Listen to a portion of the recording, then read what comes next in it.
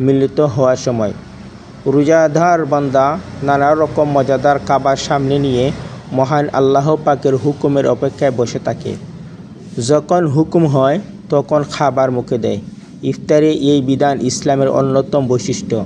রাসূল সাল্লাল্লাহু আলাইহি সাল্লাম বলেছেন, আল্লাহ তাআলা বলেন, আমার বান্দার মধ্যে আমার কাছে অধিকতর প্রিয় তারাই যারা আগেভাগে ইফতার করে। তিরমিজি শরীফ।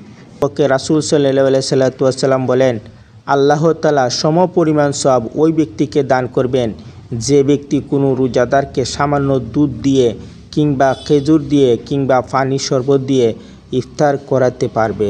সুবহানাল্লাহ।